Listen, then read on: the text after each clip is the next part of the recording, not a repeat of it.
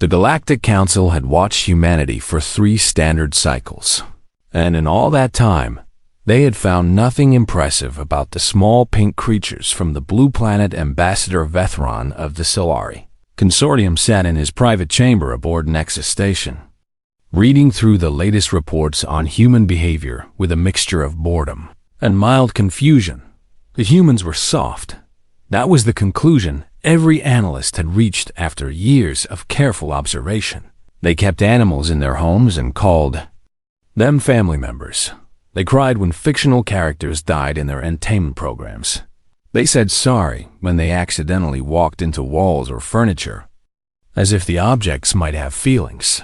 They spent enormous amounts of time and resources caring for their sick and elderly. Even when those individuals could no longer contribute to society, they formed deep emotional bonds with members of other species, sometimes preferring the company of their pets over their own kind. Vethron had been alive for 600 standard years, and he had never encountered a species quite like this. The Solari were ancient and wise, their civilization spanning thousands of worlds across the galaxy. They had seen countless species rise and fall, had studied predators and prey across 1,000,000 star systems. They understood the universe in ways that younger species could barely imagine, and they had absolutely no idea what to make of humanity. The Council's classification system was precise, and well-tested species were ranked from Tier 1 to Tier 10 based on their threat potential, with Tier 1 being the most dangerous and Tier 10 being completely harmless. The fearsome Krathkor, with their armored bodies and acid blood, were Tier 2. The telepathic mind-weavers of Proxima were Tier 3. Even the peaceful Gorvan, who had bred out all aggression from their species millennia ago, were ranked Tier 5 simply because of their massive size and strength. Humans had been classified as Tier 7. They were considered social bonding specialists with moderate intelligence and negligible threat potential. They had no natural weapons, no claws, no fangs, no venom, no armor. They could not fly or breathe underwater or survive in vacuum. They were slow compared to most predator species and weak compared to most large herbivores. Their senses were dull, their reflexes unremarkable, their bodies fragile. The only notable thing about them was their unusual endurance and their ability to form emotional connections with almost anything. The Council had debated for months before finally agreeing to admit humanity into the galactic community. As junior members, they would be allowed to trade with other species, to observe galactic politics, and to learn from their elders. No one expected them to contribute much, but they seemed harmless enough, and the Council preferred to bring new species into the fold rather than leave them isolated and potentially troublesome. Commander Elena Vasquez arrived at Nexus Station on a bright morning in the Galactic Standard Calendar. She was 43 years old, with dark hair streaked with gray and warm brown eyes that crinkled at the corners when she smiled. She smiled often. Her diplomatic team consisted of 12 humans, carefully selected from Earth's finest military and civilian personnel. They had trained for years to represent humanity on the galactic stage. Learning the customs and languages of dozens of species, Lieutenant Marcus Torres was her second in command, a former Special Forces operative who now specialized in interspecies relations. Dr. Sarah Chun was the team's medical officer and xenobiologist. Fascinated by the alien life forms she encountered, Corporal James Okonkwo was their security specialist.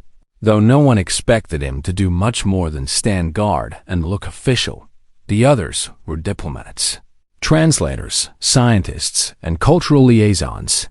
They were the best humanity had to offer, and they were determined to make a good impression. Vasquez spent her first week on the station learning. She memorized the greeting customs of 47 different species, from the complex antennae movements of the Kethvin to the subtle color changes that indicated respect among the Solari. She attended cultural seminars and diplomatic functions, always with a warm smile and a genuine interest in the beings she met. The Solari found her charming. If somewhat simple, the insectoid Kethvin found her peculiar, with her strange habit of making eye contact and touching others during conversation. The hulking Gorvan found her small, barely reaching the middle of their massive chests, even when she stood on her toes. No one found her dangerous High Counselor Tethmoran was one of the oldest Solari in the galaxy. His silver scales dulled with age, but his mind still sharp. He had ruled the Council for 3 centuries, guiding galactic civilization through wars and plagues and economic crises. He considered himself an excellent judge of character. When he met Ambassador Vasquez for the first time, he saw exactly what he expected to see: a friendly, somewhat naive representative of a young species eager to prove itself. She asked intelligent questions about galactic history and seemed genuinely interested in his answers. She complimented the beauty of Nexus Station and expressed gratitude for humanity's acceptance into the galactic community. She was, in every way, exactly what a junior species ambassador should be. Tethmoran scheduled the formal introduction ceremony for the following month. It would be held in the Grand Observation Chamber, a massive domed hall at the heart of Nexus Station, where 300 delegates from across the galaxy would gather to officially welcome humanity. It was meant to be a celebration, a moment of unity between old and new. None of the delegates noticed the way Vasquez's eyes moved during the preliminary meetings, tracking movement at the edges of every room she entered. None of them understood what it meant when she positioned her team near the exits during diplomatic functions. None of them saw how her posture changed almost imperceptibly whenever a loud noise echoed through the station's corridors. The humans smiled and laughed and made friends with everyone they met. They were soft and harmless and kind, and underneath that softness, something ancient and terrible waited in perfect silence, patient as death itself. The Grand Observation Chamber was the most beautiful room on Nexus Station, and perhaps in the entire galaxy. Its dome was made of transparent crystal that showed the endless stars above, and its floor was polished stone brought from 100 different worlds. 300 delegates filled the chamber on the day of humanity's formal introduction.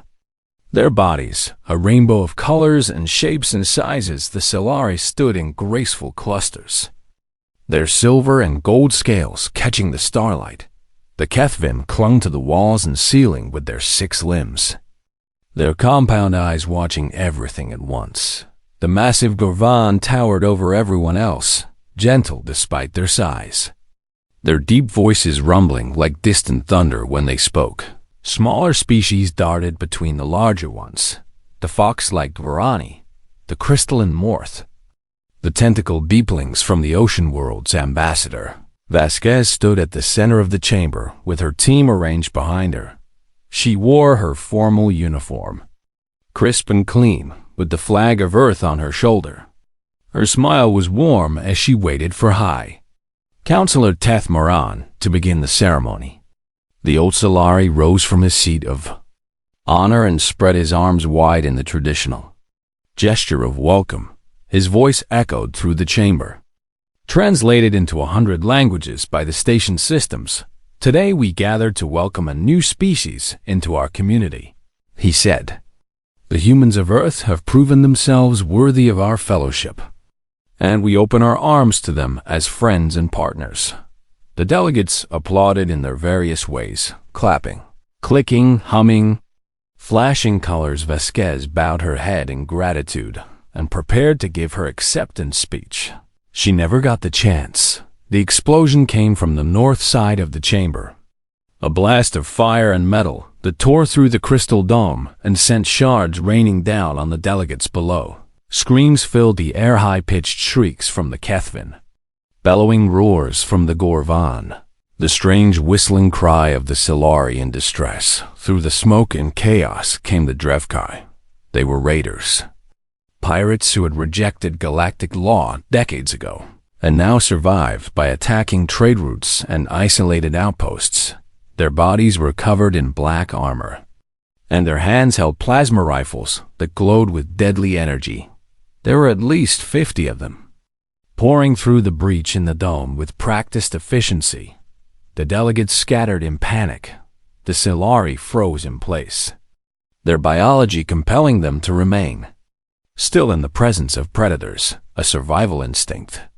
From their evolution as prey species on their homeworld, the Kethvin scrambled across walls and ceiling in blind terror.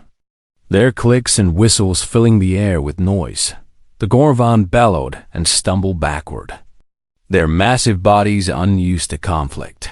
Their species had removed all aggression from their genetic code thousands of years ago, and now they could not fight even when they wanted to. No one resisted. No one could. The Drevkai commander strode forward through the chaos, his black helmet hiding his face, his rifle pointed at the crowd. He was tall and broad, his armor scarred from 100 battles. He had attacked stations like this before. He knew exactly how this would go. The delegates would cower. The station security forces would take time to respond by then. The Drevkai would have their hostages and their demands ready. It was easy. It was always easy. The commander reached into the frozen crowd of Silari and grabbed the nearest one by the throat. It was a young female, her scales still bright with youth, her eyes wide with terror. She was Counselor Tethmoran's daughter, Seri, barely 300 years old. The commander did not know this and would not have cared if he did. "This station now belongs to us," he announced, his voice amplified by his helmet speakers. "Resist, and we begin executions." High Counselor Tethmoran made a sound of pure anguish as he watched his daughter struggle in the raider's grip. He wanted to move, to fight, to do something, but his ancient body would not obey.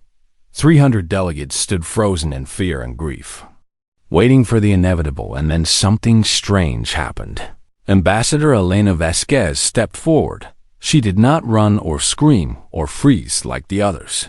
She simply walked toward the commander with slow, measured steps. The smile was gone from her face. Her expression was completely blank, empty of any emotion the aliens could recognize. Her eyes had changed somehow. The pupils had grown larger, turning her warm brown eyes into something dark and cold.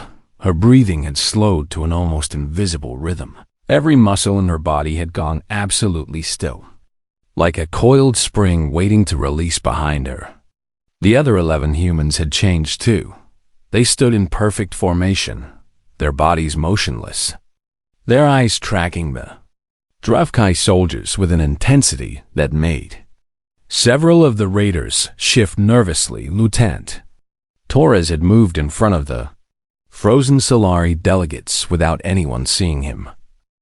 Dr. Chen had positioned herself near a group of young Kethvin children. Corporal Okanko stood between the raiders and the massive Gorvan, who could not defend themselves. High Counselor Tethmoran would later describe what he saw in that moment to every scientist and politician who would listen.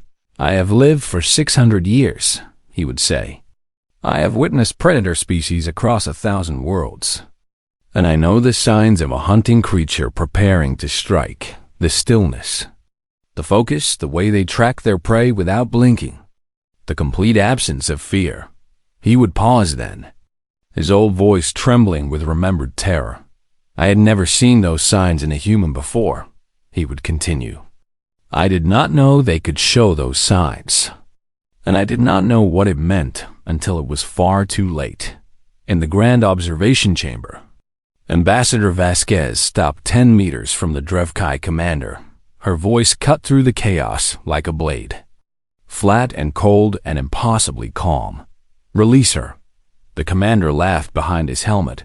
"Or what, little mammal?" He had studied the Council's species classifications. He knew humans were Tier 7. He knew they were harmless.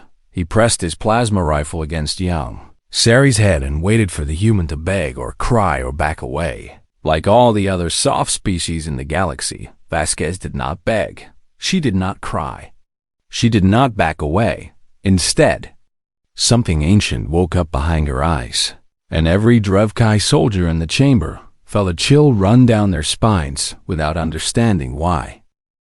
The Drevkai commander had killed many beings in his long career as a raider. He had fought against the armored Krathkur and survived. He had raided Mindweaver colonies and resisted their telepathic attacks. He had faced creatures with claws and fangs and acid blood, and he had emerged victorious every time. He was not afraid of a small human female with no weapons and no armor. He should have been Ambassador Vasquez moved. There was no warning, no battle cry, no hesitation. One moment, she stood 10 meters away with that empty expression on her face. The next moment, she was simply there, right in front of him, her hand already closing around his wrist with impossible speed. The commander tried to react, tried to pull the trigger, tried to do anything at all, but his body was too slow. Human reaction time, he would learn later, was measured in milliseconds. Their ancestors had survived on a death world where hesitation meant death, where every creature was either predator or prey, where the line between life and death was measured in the blink of an eye. They'd evolved to respond to threats faster than conscious thought. The commander's brain was still processing what was happening when Vasquez twisted his wrist with a precise mechanical motion. The bones broke with a wet crack that echoed through the suddenly silent chamber. His plasma rifle discharged harmlessly into the Fundidsley ceiling as his fingers spasmed open before the pain could even register, before he could draw breath to scream. Her other hand drove into his throat with the heel of her palm. She struck the windpipe exactly where it was weakest, collapsing the structure with a single blow. The commander fell. He was dead before he hit the ground. Vasquez caught young Sari as she stumbled free, steadying the terrified Solari girl with gentle hands that had just killed a man in less than 2 seconds. She set Sari aside carefully, almost tenderly, making sure she was stable on her feet. Then she turned to face the remaining Drevkai soldiers. Her expression had not changed. There was no rage in her eyes, no hatred, no satisfaction. There was nothing but that terrible, focused emptiness, like staring into the eyes of a hurricane behind her. The other humans had already begun to move. Lieutenant Torres flowed through the crowd of Drevkai like water through stone. He did not punch or kick in the way the aliens expected. Instead, he redirected their own force against them, using their weight and momentum to send them crashing to the ground. When they tried to aim their rifles, he was already somewhere else, his hands finding pressure points and nerve clusters with surgical precision.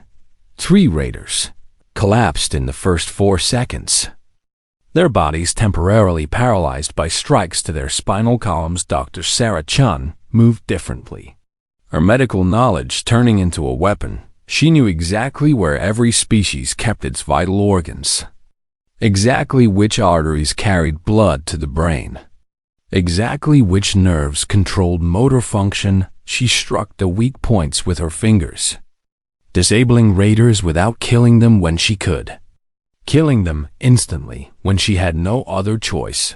2 Drevkai went down with crushed windpipes. Another fell when she drove her thumb into the soft spot behind his ear, disrupting the blood flow to his brain. Corporal Okonkwo was the largest of the humans, and he fought like the warrior he was. He did not use the subtle techniques of his teammates. Instead, he met the Drevkai head-on, his massive fists breaking bones and shattering armor with every blow. A raider swung at him with a plasma rifle. Okonkwo caught the weapon, twisted it from the soldier's grip, and broke the soldier's arm in 4 places before throwing him into 2 of his companions. The rifle became a club in his hands, and he used it to clear a path through the enemy ranks. The other humans spread out through the chamber, each one becoming a center of violence and chaos. Specialist Rodriguez disarmed a raider and used his own weapon against him.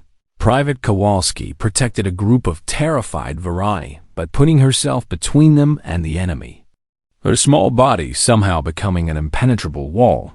Sergeant Williams moved through the shadows at the edge of the chamber, taking down isolated raiders with silent efficiency. The Drevkai were warriors. They had armor and weapons and training. They outnumbered the humans. More than 4 to 1, none of it mattered. The humans moved like nothing the galaxy had ever seen. They did not fight like the Krathkor, who relied on brute strength and natural weapons.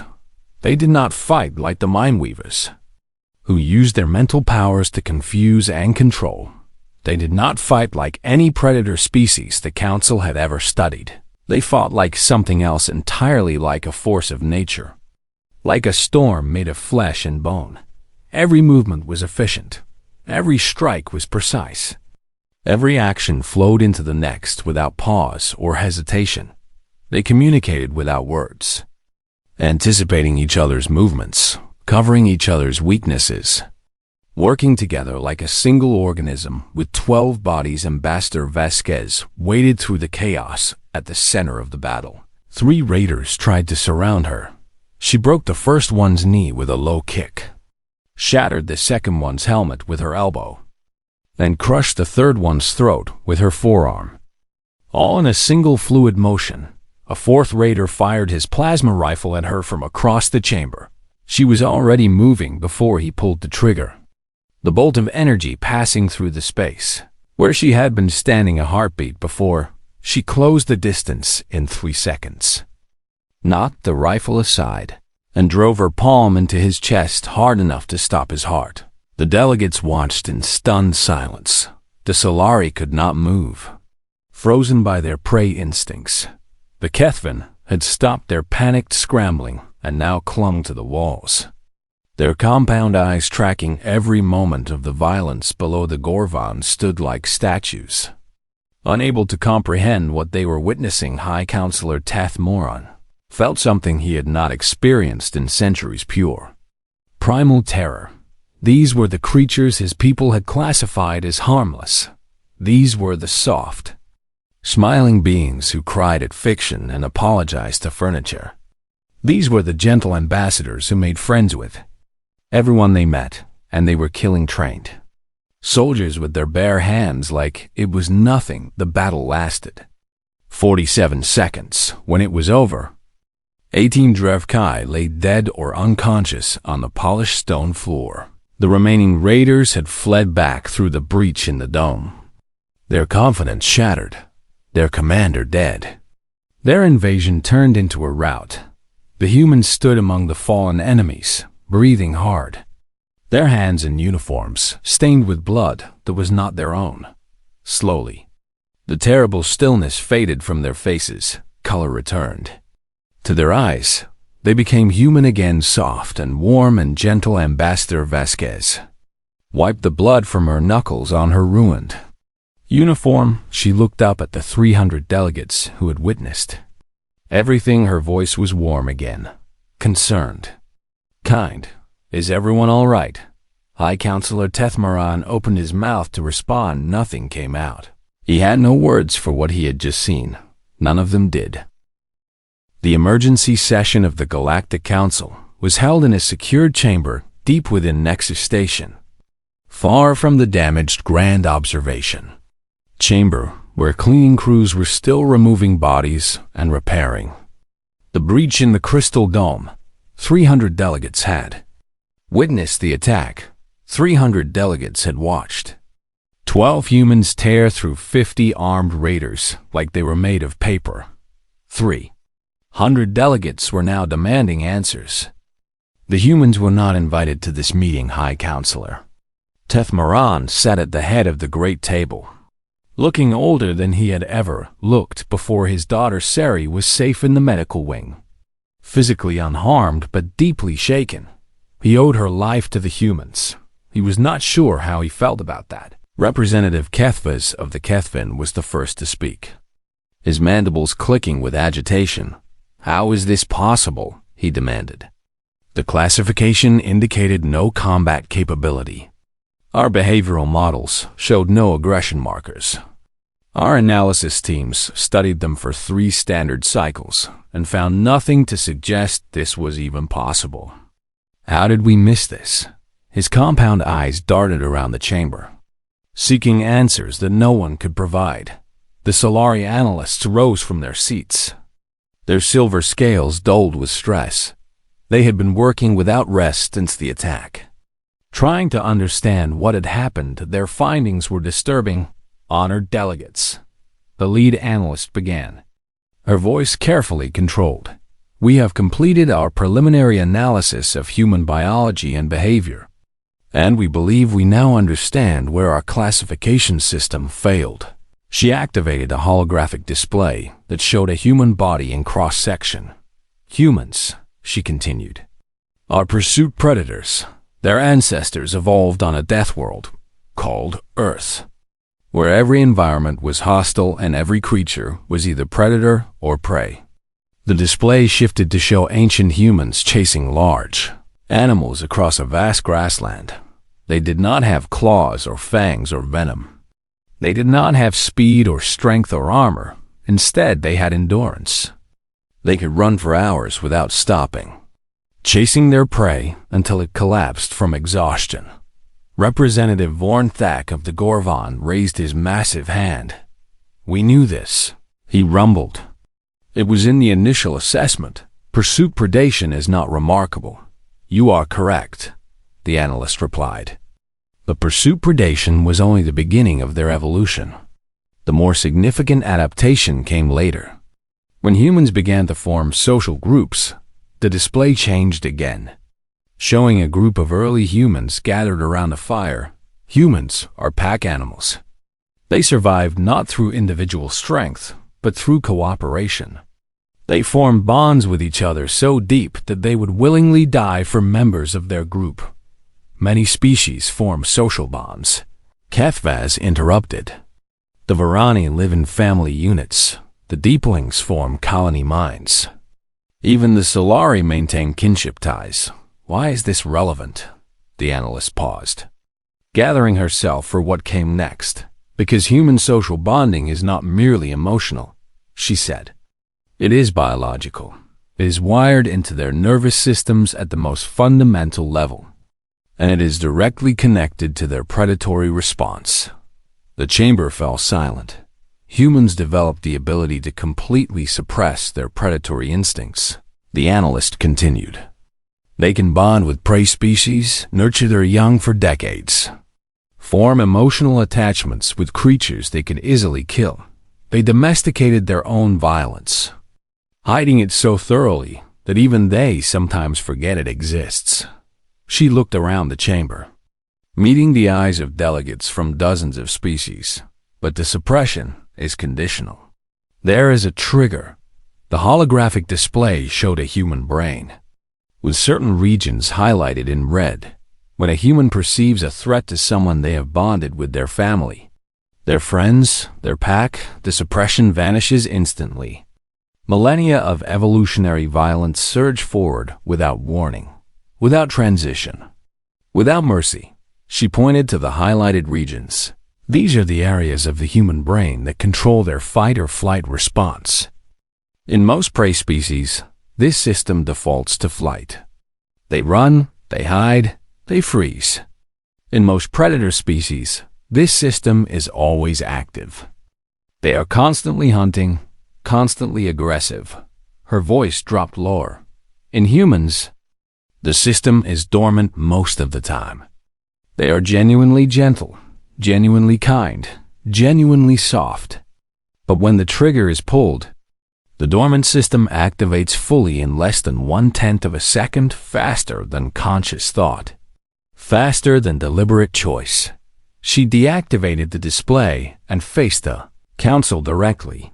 They showed no aggression markers, because the markers only appear after the threat is perceived. By then, the transformation is already complete. By then, it is already too late. The chamber remained silent for a long moment. Finally, Representative Morthkas of the Crystalline Morth spoke, their voice like wind chimes in a storm. What you are describing is a species that can switch from completely harmless to completely lethal in an instant. A species with no warning signs, no tells, no way to predict when they might become dangerous. Yes, the analyst confirmed, and they have been living among us, Morthkaz continued. Attending our functions, meeting our children, walking through our stations, and we had no idea what they were capable of. Yes, High Counselor Tethmaran finally spoke, his voice heavy with the weight of understanding. We classified them as Tier 7. Social bonding specialists. We were correct in that assessment. They are exceptional at forming bonds, at making friends, at integrating into communities. He stood slowly, his ancient body protesting the movement. We simply failed to understand what social bonding means to a species of apex predators. He walked to the window, looking out at the stars beyond. To most species, social bonds are about comfort, about cooperation, about survival through mutual support. But to humans, social bonds are something more. They are a designation of what belongs to them, what they will protect, what they will kill for. He turned back to face the council. When the Drevkai threatened delegates under human protection, they did not trigger a diplomatic incident. They did not cause a political crisis. They triggered millions of years of predatory evolution. They made themselves prey. Representative Kethvaz chittered nervously. Then they are dangerous. We should expel them from the galactic community immediately. We cannot allow such creatures to walk among us. Several delegates murmured agreement, but High Counselor Tethmaran raised his hand for silence. Consider what we actually witnessed, he said. The humans did not attack random delegates. They did not harm anyone who was not actively threatening others. They did not lose control or go into a killing frenzy. They responded to a specific threat with precise, measured violence, and the moment the threat was neutralized, they stopped. He looked at the analyst. Is that consistent with your findings? She nodded slowly. Yes. The human predatory response is not indiscriminate. It is targeted. They distinguish between threats and non-threats, between enemies and innocents, even in the midst of combat. They protected the delegates while neutralizing the raiders. So they are not monsters, Tethmaran said quietly.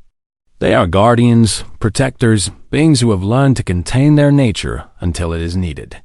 He sat back down, suddenly exhausted. The question before this council is not whether humans are dangerous. Clearly they are. The question is whether they are the right kind of dangerous.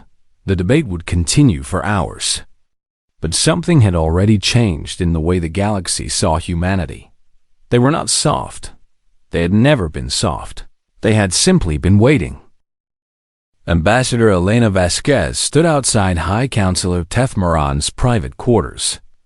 Waiting for permission to enter, 3 days had passed. Since the attack, 3 days since she and her team had revealed something about humanity that the galaxy had never suspected.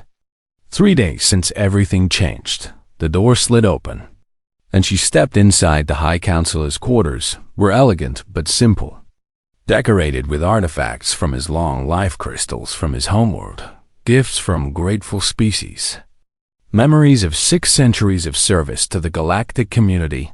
Tethmaran sat in a chair by the window, looking out at the stars. He did not turn when she entered. I wanted to apologize, Vasquez said softly. I know what you witnessed was disturbing. The old Solari finally looked at her.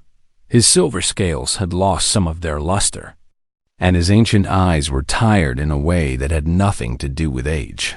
I have been thinking, he said slowly, about what I saw in that chamber, about what it means, about what humanity truly is. He gestured for her to sit, and she took the chair across from him. My species evolved as prey, he continued. We were hunted by creatures with claws and fangs on our homeworld. We survived by being still, by being invisible, by avoiding notice. Even now, after thousands of years of civilization, Our bodies respond to predators with frozen terror. He studied her face, the warm eyes, the gentle expression, the complete absence of any visible threat. When you changed in that chamber, when I saw what you truly are, every instinct in my body screamed at me to flee, to hide, to become invisible and hope you would not notice me. Vasquez nodded slowly. I understand. I'm sorry you had to see that. I'm sorry we frightened you. That is what I do not understand, Tethmaran said. Leaning forward, how do you live with it? That capacity for violence, hidden beneath such kindness. How do you reconcile those two aspects of your nature? The question hung in the air between them. Vasquez was quiet for a long moment, choosing her words carefully. We do not hide it, she finally said. Not exactly. We choose it, every day, every interaction, every moment. We make a choice to be gentle, to be patient, to resolve conflicts with words instead of force. She looked down at her hands, the same hands that had killed a man in less than 2 seconds. The violence is not who we are. It is what we can be when everything else fails. When the people we love are in danger, when there is no other option left. She met his eyes again. Do you have children? I, counselor. I have a daughter, he said quietly. Sari, you saved her life. What would you do to protect her? Vasquez asked. If someone threatened her, if there was no law to help, no security to call, just you and her, and someone who wanted to hurt her, what would you do? Tethmaran opened his mouth to respond, then closed it again. The Solari had bred for peace for so long that he genuinely did not know the answer. Humans never forgot, Vasquez said. We come from a world where everything wanted to kill us, where we had to fight for every meal, where our children were always in danger. We developed love and cooperation because those things helped us survive. But we also developed the ability to become something terrible when love and cooperation were not enough. She smiled, a sad, knowing smile. We are not dangerous because we are predators, counselor. We are dangerous because we love deeply enough to become predators when we have to. Tethmaran sat back, processing her words. The council has been debating your species for 3 days, he said. Some want to expel you immediately. They say you are too dangerous, too unpredictable, too alien. And what do you say? He was silent for a long moment. My daughter is alive because of you, he finally said. 300 delegates are alive because you and your team chose to fight when every other species in that chamber could only cower. The Drevkai were driven off not by our security forces, not by our military, but by 12 humans with no weapons. He stood slowly and walked to the window. I have served on this council for 3 centuries. I have seen species rise and fall, empires crumble, alliances form and shatter. And in all that time, I have never seen anything like what you did in that chamber. He turned to face her. You are terrifying. Ambassador, not because you are violent, but because you are kind, you are gentle. You make friends with everyone you meet. You genuinely care about the beings around you. And that kindness makes your violence all the more devastating when it emerges. Vasquez stood and walked to join him at the window. They stood side by side, looking out at the endless stars. Your species will need a new classification. Tethmaran said finally, what did you have in mind? The old Solari was quiet for a moment, choosing his words with the care of someone who had spent centuries choosing words. We have classifications for predators and prey, for aggressive species and passive ones, for those who fight and those who flee. But we have no classification for what you are. He turned to look at her directly, and for the first time since the attack, there was something other than fear in his eyes. You are beings who choose gentleness, who choose kindness, who choose to suppress your nature so that you can live among others without causing harm. But you never forget what you are, and when those you love are threatened, You become exactly what they need, not mindless killers, but protectors, guardians, shields against the darkness. He extended his hand in the human gesture she had taught him during their first meeting. Protectors, he said. I believe the appropriate classification is protectors. Vasquez looked at his hand for a moment. Then she took it gently, carefully. The way a predator might handle something precious and fragile. We would be honored, she said. They shook hands, the ancient Solari and the human ambassador. Prey and predator, standing together at the edge of a new understanding, outside the window. The stars burned on in eternal silence. Somewhere among them, humanity waited soft and kind and gentle. Deadly and fierce and loyal, everything they had always been, and everything they would always be. The galaxy had learned something important that day. They had learned that the most dangerous creatures in the universe were not the ones who were always violent. They were the ones who were only violent when it mattered. They were the ones who loved enough to kill. They were the ones who chose their kindness, which made their ferocity all the more terrible. They were human, and the galaxy would never see them the same way again.